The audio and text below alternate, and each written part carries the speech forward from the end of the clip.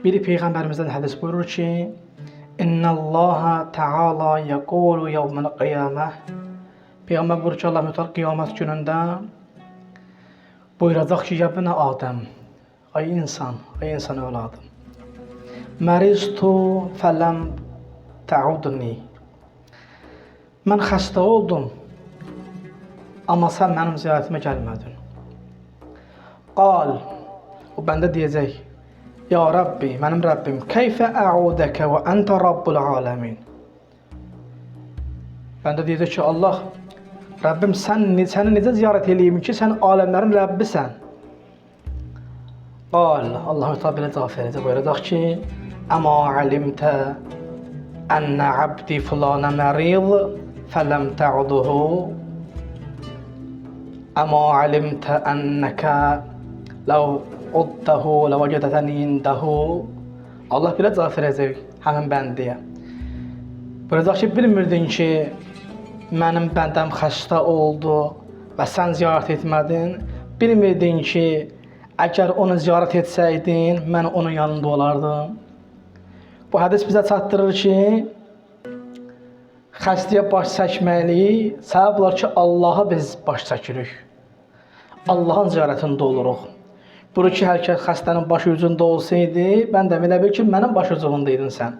Başqa bir hədis İmam Sadiq'dandır ki, buyurur ki, mən adə mərizə şəyyəhu səb'unə əlfə mələkin yəstəğfirunə ləhu həttə yərciə illə mənzili.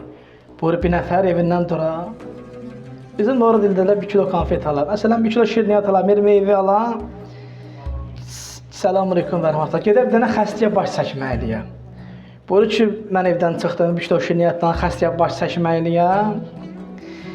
O evdən çıxıb xəstəyə baş çəkənə qədər və oradan da evinə qaydana qədər 70.000 dənə mələk onu müşayiət edər.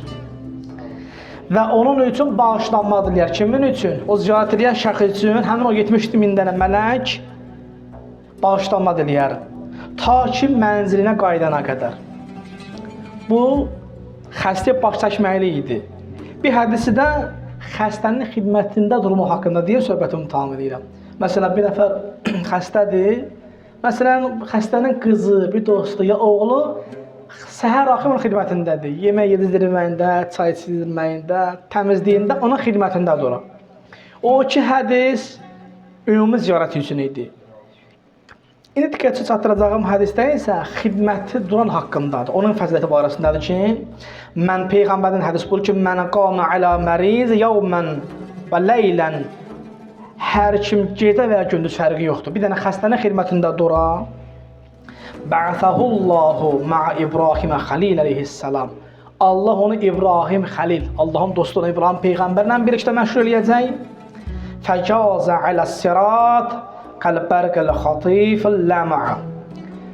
2 dənə özəllik verir xəstənin xidmətində durana. Birincisi budur ki, Allah həmin o xəstənin xidmətində duranı İbrahim Peyğəmbərlə behiştə qərar verəcək, qonşu qərar verəcək. İkincisi də budur ki, həmin şəxs o ki diriləcək, qiyamətin hesab məqamında parlaq və surətli bir şəkildə sirat körpüsündən keçəcək. Yəni bir sıra ibadət tabiətləri var ki, o sirat körpüsündəki deyirlər, qılıncdan itidir, tükdən nazi idi. O məcazi mənadır, yəni ki, təhlükəli bir keçiddir. Orada dayanacaqlar vardı, namaz, oruc və s. və ilaxır soruşacaqlar. O soruşulacaq əməllərin əsasında biz addım atırıq. Buyurur ki, o siratın bir qismində xəstənin xidmətində durmalı dayanır. Hər kim xəstənin xidmətində durarsa, Allah onu inşallah behişdən İbrahim Peyğəmbərə məşğul edir və həmçinin də sirat körpüsünün bir qismin o xəstənin xidmətində durmalığa görə Allah onu, o keçidin onun eləyər, asanlaşdırır.